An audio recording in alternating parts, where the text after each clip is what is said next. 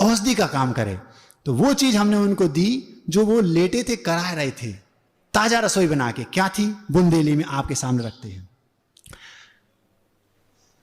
कर्मों के तीव्र उदय में पुरुषार्थ काम नहीं करे।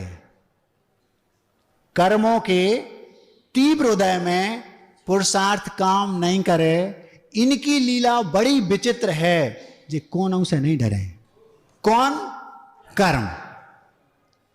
अब जब चतुर्थ स्थानी का उदय हो, तीव्र कर्म का उदय हो, तब आप कितनी पुरुषार्थ करो, कोई काम नहीं करेगा। उस समय तो आपको समता रखना और साम्य भाव रखना, अपने मन को समझाना, क्योंकि पता है कर्म है वो तो जब तीव्र उदय है अब कुछ काम नहीं होगा। तो कर्मों के तीव्र उदय में पुरुषार्थ काम नहीं करे।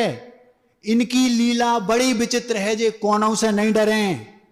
इनके लपेड़े में अच्छे अच्छों के पुचक गए गाल। ऐसे घबराओ ने, समता राखो, का कर सकत खुशाल। एक संग में महाराज हैं, उनका ये तकिया कलाम था। वो हर बात पे बोलते थे, ये हो गया, अब का कर सकत खुशाल। महाराज जी भैया ऐसा ऐसा हो गया, अरे बिहार हो गया, अब का कर सकत खुशाल। तो हमने कहा, उनका एक तकिया कलाम था, का कर सकत खुशाल। तो उस पे उस तकिया कलाम को, उस कविता का मूल पंक्ति बनाई, शीर्षक बनाया, का कर सकत खुशाल। तो कर्मों के तीव्र उदय में पुरुषार्थ काम नहीं करे। इनकी लीला बड़ी विचित्र है, जे कोनों से नहीं डरे। इनके लपेड़े में अच्छे अच्छों के पुचक गए गाल। इसे घबराओ ने, समता राखो, का कर सकत खुशाल। ये किन से कह रहे? उन महाराज से दूसरे दिन जाके, का कर सकत खुशाल। हंस हंस बांधे कर्मों को रो रो काटत देखे हैं। जब व्यक्ति कर्म बांधता है उस समय उसको ज्ञात नहीं होता कि मैं जो हंस हंस के बांध रहा हूं, इसका जब फल मिलेगा, जब इसका उदय आएगा, तुम रो रो के काटना पड़ेगा।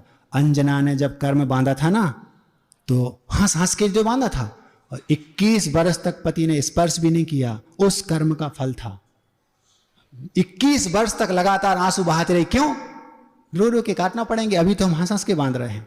हंस हंस बांधे कर्मों को रो रो काटत देखे हैं, और जी पाई पाई को हिसाब राखत लेन देन में बड़े चोखे हैं। हंस हंस बांधे कर्मों को रो रो काटत देखे हैं, जे पाई पाई को हिसाब राखत लेन देन में बड़े चोखे हैं। हर खाते को नक्की करत भूल चूक को नैया सवाल। ऐसे लाव है सो देने तो पर है, का कर सकत खुशाल।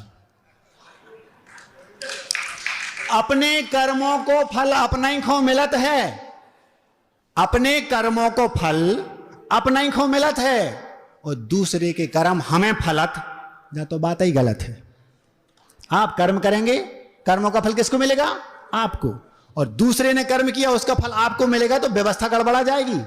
ऐसा होता ही नहीं। अपने कर्मों को फल, हाँ इतना अवश्य है, हमने आज कर्म किया, बांधा, उसका फल मिलेगा हमें। लेकिन ऐसा भी हो सकता है कि अंतर मुहूर्त के बाद, कर्म सिद्धांत की बात बता रहा हूं, ऐसा भी हो सकता है कि उस कर्म का फल हमें अभी मिल जाए, अंतर मुहूर्त के बाद, जो हमने बांधा, हमारा ही बांधा था। और ऐसा भी संभव है कि वर्षों बाद मिले, दूसरे भाव में मिले, यह भी संभव है। सीता ने बांधा था पूर्व भाव में, उदय में आया अगले भाव में, तो कई भावों बाद मिल जाए, यह भी संभव है। लेकिन मिलेगा हमारे ही कर्मों का, आज का नहीं तो पूर्व का। तो अपने कर्मों को फल अपना ही को मिलत है, और दूसरे के कर्म हमें फलत, जा तो बात ही गलत है। हां इतना जरूर कि कछू तो फलत तुरता ही, और कछू को लगा साल। ऐसे जो अपने ही कर्म फल रहे, का कर सकत खुशाल। किन से कहा? उन महाराज से। सब सुनते जा रहे, वो कह रहे वाह बहुत अच्छा, सही समता आती जा रही है उनको। देखो महाराज उन्हीं से कह रहे, आकुल व्याकुल नहीं होना। संकलेश कर हो, नए कर्म बंद हैं, फिर रो हो। जैसे कर्म का उदय आया और हमने ऊ और संकलेश कर रहे, समता नहीं रख रहे, तो पुनः कर्म का बंद होगा उन संकलेश परिणामों से। तो जो पुनः कर्म का बंद हुआ तो फिर वो उदय में आएंगे। तो संकलेश नहीं करना, समता रखना, शांति से सहो। संकलेश कर हो, महाराज से कह रहा हूं, संकलेश कर हो, नए कर्म बंद हैं, फिर रो हो। और एक बार बंद गए फिर बे नहीं समझत कि तुम को हो।